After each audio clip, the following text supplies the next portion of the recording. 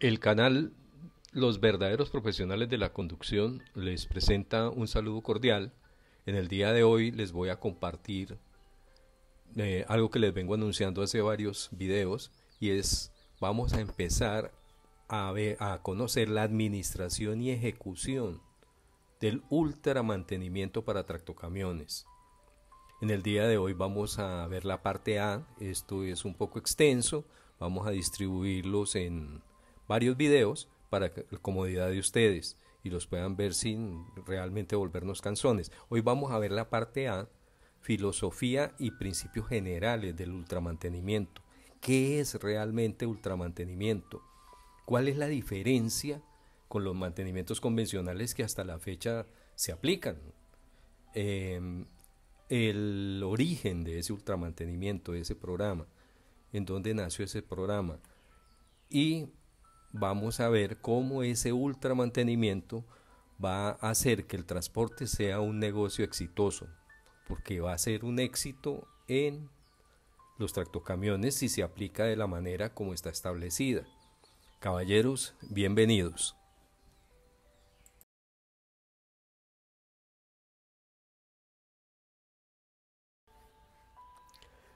Vamos a hablar entonces de la filosofía del ultramantenimiento, pero pues vamos a ver qué es lo que significa filosofía.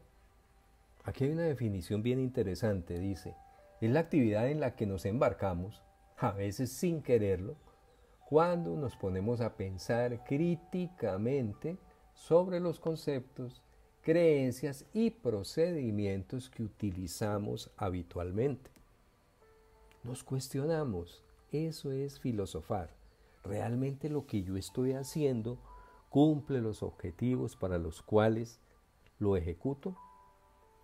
Vamos a empezar a ver 4 ejemplos de lo que hoy en día se considera mantenimiento y qué nombre se le ha dado a esa actividad. Primero, arreglar cosas y cambiar cosas. A esto lo llamamos supuestamente mantenimiento por condición. ¿Eso qué significa? Que hay que esperar que la pieza se rompa, pues para cambiarla. Está en condición no funcional, pues hay que cambiarla. Entonces, estoy haciendo mantenimiento por condición. Eso arrastra una cantidad de problemas como daños adicionales a las piezas que interactúan con la que se dañó. Aparte de eso, varadas impredecibles en carretera. Y aparte de eso, unos costos desaforados, genera esa cuestión. Lo que busca este mantenimiento por condición es llevar los vehículos al extremo, tratando de mostrar una disponibilidad que es mentirosa, porque económicamente es un fracaso. Vamos al segundo, reparar daños operativos. En este aspecto se dice que es mantenimiento correctivo, pero ¿realmente se está corrigiendo algo? ¿Se está corrigiendo la causa de reparar daños operativos, de los daños operativos que se generan? Eso es cuando descuidamos la figura más importante del negocio del transporte. Adivinen cuál es. Pues ustedes, caballeros, los conductores, somos nosotros los conductores, las figuras más importantes en el negocio del transporte. ¿Qué tenemos que hacer para que esos daños operativos no sucedan? Hay que capacitar a los operarios. Esa es una premisa. Hay empresas que manejan ese tipo de mantenimiento correctivo. Simplemente contratan conductores a bajo costo, sin experiencia. Ellos, pues, precisamente por la falta de experiencia y conocimiento, terminan causando daños. Y entonces hay que darle un nombre a eso que se hace. Entonces lo llaman mantenimiento correctivo. Ya hicimos mantenimiento correctivo, reparamos esa transmisión, así salga y se rompe en 15 días, otra vez para adentro. Sí, hay que volverle a hacer mantenimiento correctivo. Pero seguimos en las mismas. No hacemos nada para lograr el objetivo que busca ultramantenimiento, que es que el equipo cumpla el kilometraje para el que el vendedor, el fabricante del equipo, no lo vende. Si nos dijo 1.000.000 de kilómetros, tiene que lograr el 1.000.000 y más. Entre más kilómetros por encima del ciclo de vida que establece el fabricante, pues imagínense mucho mejor. El tercero, es anticiparse a un daño existente mediante monitoreos. Hacemos un monitoreo de aceite del motor y en el monitoreo nos sale que hay residuos de aluminio, casquetería. ¿Qué me quiere decir ese examen? Que tengo que alistar un dineral para reparar ese motor, porque ya hay problemas. Que el motor está a punto de descomponerse. Y para darle un nombre también lo llaman mantenimiento predictivo. ¿Qué hace el mantenimiento predictivo? Me dice que aliste la plata para reparar el motor.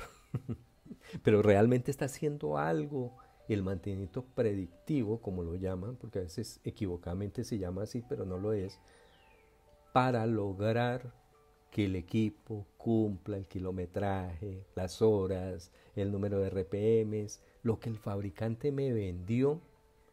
El mantenimiento predictivo está haciendo, este tipo de mantenimiento predictivo está haciendo algo para que eso se cumpla. Bueno, ahí los dejo filosofando. Y vamos al último punto, que es el más gracioso, porque resulta que el equipo lo desarman después de cierto kilometraje, ¿sí? Para ver si tiene daños.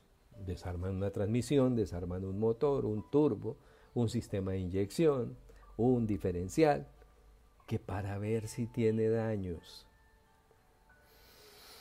Y para poder encontrar un nombre a este tipo de comportamiento, pues lo llaman mantenimiento preventivo. Pero realmente lo que sucede cuando hacemos ese tipo de desarmes de partes que no están presentando ningún problema, lo único que hacemos es inducirle problemas. El equipo entra con una falla y sale con 10. ¿Por qué? Porque esos componentes al desarmarlos los descuadramos de sus parámetros de ajuste, los descuadramos de su alojamiento en las diferentes carcasas, en el caso de la transmisión, en el caso del motor, su asentamiento, una serie de factores que se modifican al desarmar esas piezas y que son ajustes estándar cuando se hizo la reparación general. Eso no se puede cambiar, porque a lo que usted lo cambia, cambian muchas condiciones de operación y se van a convertir en daños mucho más graves. Entonces esto de preventivo pues realmente no tiene nada. Vamos a ver cuál es la filosofía real de ultramantenimiento y compararlas con estas. ¿Qué hace el ultramantenimiento? Hace las actividades recomendadas por el fabricante de cada componente a los intervalos establecidos. Vigilar la adecuada selección, capacitación y retroalimentación de los conductores. Mire que algunas organizaciones y algunas personas no consideran importante al conductor en este proceso. Aquí ultramantenimiento lo hace parte integral del negocio.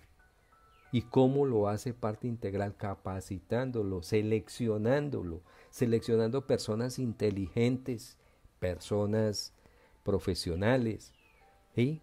Que quieran crecer dentro del trabajo que realizan y los capacita. Después vigila la correcta operación del vehículo. Hoy en día con los vehículos electrónicos es muy fácil vigilar si el equipo está siendo bien, regular o mal operado, en qué está fallando el operario. Y no es cambiar el operario, es que cambiarle la forma como la que él está ejecutando el trabajo. Y eso se hace con capacitación. Se van a establecer un monitoreo periódico a unos puntos de información que a medida que transcurran estos videos ustedes los van a conocer, y porque van a estar instalados y definidos en el mismo equipo. El conductor normalmente, ¿cuál es la inspección que él hace en la mañana antes de salir a viajar? Revisa los niveles, abre el conjunto, revisa los niveles, revisa las luces y se da con un martillo y le da un golpe a cada llanta y listo. Vamos a viajar. No, así no funciona el tema. Necesitamos que el conductor tenga unos puntos de referencia de fácil acceso. Él simplemente pasa, revisa el punto y simplemente lo digita en su celular. ¿En qué condición encontró ese punto? Y esta situación debe definir algún comportamiento que deba ejecutar mantenimiento. ¿Cuál es el resultado a verificar finalmente si ultramantenimiento sirve? Que cada componente cumpla el kilometraje, las horas o el número de RPMs ofrecido por el fabricante. Y por default llega la disponibilidad, pero la disponibilidad con un comportamiento excelente del equipo, la disponibilidad con un rendimiento económico amplio del equipo, la responsabilidad con conductores de primer nivel, muy responsables y muy profesionales, y eso nos debe llevar a que empiece la organización o nuestro vehículo a darnos el resultado para el cual lo adquirimos. Continuando con el tema, vamos a hacer una aclaración más extensa de lo que es el tema en sí, ¿sí? Porque siempre es interesante conocer todo. El resultado que actualmente buscan es la disponibilidad del vehículo. Aparte de ser costoso y engañoso, eso no es un resultado. Eso es una consecuencia que se puede manipular. Se puede acomodar como resultado, pero no lo es. La disponibilidad es fácilmente manipulable, contrario a el cumplimiento del kilometraje, porque esa es una medida. La disponibilidad se mide y es manipulable, el kilometraje no es manipulable. El cumplimiento del ciclo de vida de cada componente significa que se planeó y administró y ejecutó el mantenimiento preventivo, de verdad preventivo, correctamente, de acuerdo a indicaciones del fabricante, que se operó el equipo de la manera adecuada, y ese es el resultado. Y ese resultado no es manipulable, porque está ahí, está presente, es evidente en el vehículo y en su productividad y sus costos. Eso nos va a llevar a tener una mayor disponibilidad, menores costos de mantenimiento, recuperar la inversión en menos tiempo. Estas son las consecuencias del cumplimiento del ciclo de vida de todos los componentes de un equipo. Bueno, vamos a empezar con las premisas del ultramantenimiento. Primera premisa: el 95% de las fallas mecánicas de un equipo automotriz tienen una única causa. 95% de las fallas tienen una única causa. Y todas las actividades que desarrollemos deben de estar orientadas a controlar esta única causa, para lograr que cada componente cumpla el ciclo de vida establecido por el fabricante. Esta única causa tiene dos caminos para controlarla. Vamos a conocerlos. En esencia, ese es el principio. Hay que cambiar la manera de pensar. No son muchas fallas, no son un pocón de fallas. Es una única falla, con dos variables. Si yo logro montar un esquema en el que esas dos variables las pueda controlar, estoy avanzando un 95% hacia el logro del cumplimiento del ciclo de vida de los componentes del equipo. El origen del ultramantenimiento es en Alemania. Estos conceptos los aprendí cuando tuve la fortuna de interactuar con unos ingenieros alemanes que estuvieron en la cementera en la que trabajé haciendo unos montajes industriales.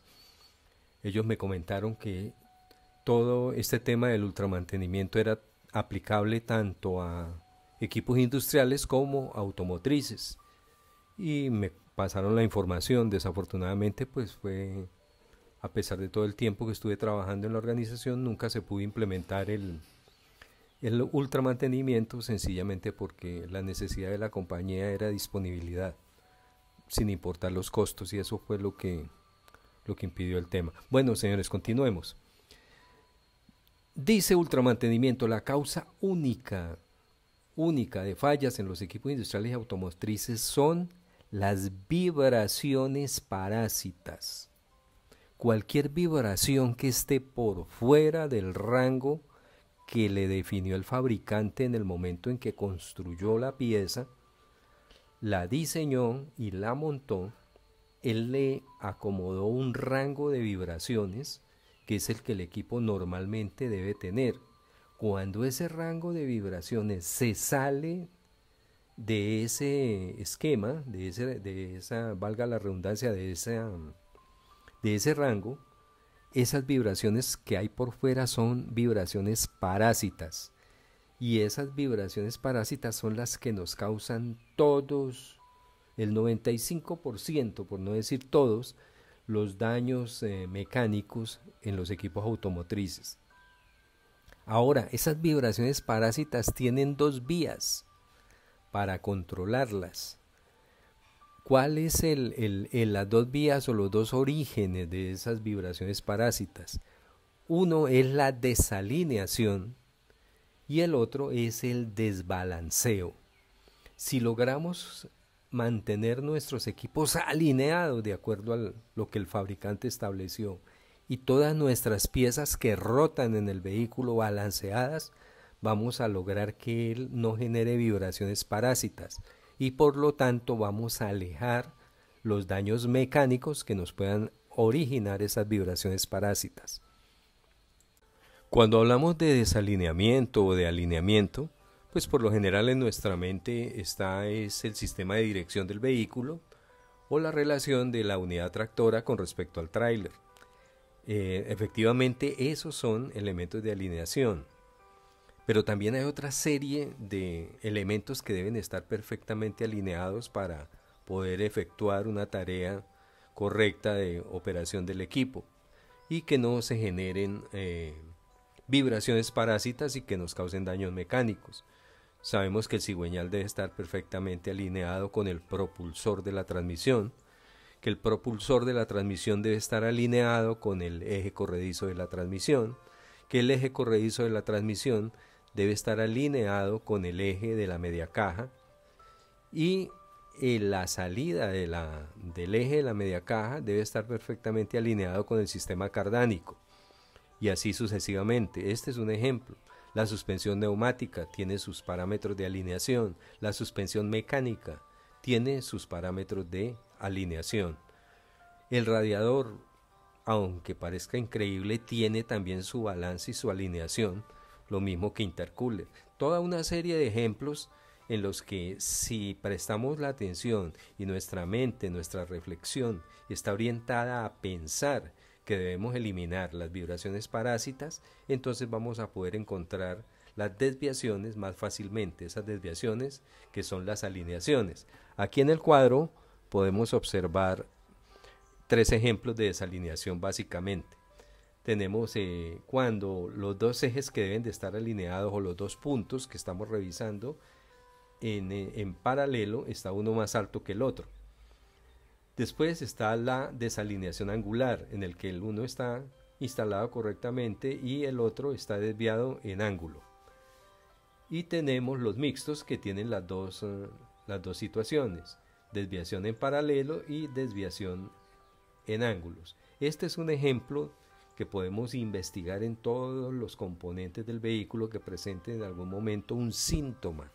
Vamos a ver más adelante cuándo y en dónde vamos a leer esos síntomas que nos llevan a detectar este tipo de desviaciones. El desbalanceo es el otro factor que causa vibraciones parásitas. Hablamos ya de la alineación, vamos al balanceo o desbalanceo, que es realmente la falla que se presenta. El desbalance es una de las causas más comunes que se presentan en los equipos rotativos, ventiladores, turbinas, rotores, etc., determinadas por medio del análisis de vibraciones. Esto lo vamos a ir viendo paulatinamente cuando nos empecemos a ingresar a las diferentes partes del equipo. ¿Qué es lo que realmente se desvía? ¿Qué se desalinea de cada uno de los componentes del equipo? ¿Qué es lo que se desbalancea en cada uno de los componentes del equipo? ¿Cómo sé que está desbalanceado o que está desalineado? ¿Y cómo corrijo la desviación antes de que me empiece a generar un problema mecánico? Esa es la idea del balance. Pensando que ¿qué componentes así en términos generales el vehículo necesita tener balanceados? Podemos hablar de el ventilador, ¿Estamos? El rotor del alternador, la polea tensora, el damper, el embrague con todos sus componentes, volante, discos, separador, prensa, balinera, los ejes de la transmisión, hablamos del eje propulsor, hablamos del eje corredizo y hablamos del eje de la media caja, el sistema cardánico, también se puede balancear, las ruedas del vehículo, todas deben de tener un balanceo perfecto. Vamos a ir viendo todas estas piezas cuando empecemos a revisar el equipo parte por parte y empecemos a definir lo que las acabé de comentar. ¿Cómo sé que está desalineado? ¿Cómo sé que está desbalanceado? ¿Qué hago para corregir esas desviaciones sin que me vayan a causar un daño mecánico? Esa es básicamente la teoría de alineación y balanceo. Los efectos de desalineación y de balanceo se detectan haciendo un análisis de vibraciones. Esas vibraciones son las que uno captura en el equipo cuando el equipo está en operación, ¿no? El equipo está funcionando, hay un elemento que se llama el vibrómetro, que es un elemento que no es costoso, que se puede adquirir, y con ese vamos a hacer lecturas de las vibraciones del equipo, y esos análisis nos deben de llevar a determinar problemas como el desbalanceo, la desalineación, la excentricidad, la soltura mecánica de una pieza, resonancias que se generan por esos desbalanceos o desalineaciones, los roces que son efectos de desalineaciones y desbalanceos, lubricación deficiente que puede estar provocando un desbalanceo o una desalineación, y eso a su vez lleva a una vibración, la cavitación, la fricción, torceduras en algunos casos de ejes que son imperceptibles a simple vista y con otro método más difícil de encontrar. Usando el análisis de vibraciones va a ser más fácil. Esas torceduras de ejes imperceptibles. Y problemas eléctricos en los rotores, los estatores del arranque o del alternador. Bueno, señores, hasta aquí avanzamos para no hacernos tan extensos, y están cordialmente invitados a continuar viendo este tema. Espero que les haya agradado, y créanme, es casi que siento que sea una obligación, porque pues tengo toda esta información y quiero compartirla. Yo realmente ya estoy retirado, pero ustedes que siguen en la operación, que siguen en estos temas metidos, pues recuerden que cada vez que se aprende, se vuelve uno más responsable, se vuelve uno más profesional y se vuelve uno más inteligente. El cerebro como que empieza a activarse y empieza uno a actuar de una manera diferente. La capacitación lo lleva a uno a eso, y se trata de compartir estos temas que pues no los encuentra uno en cualquier parte. Les agradezco altamente, señores, que tengan un buen rato.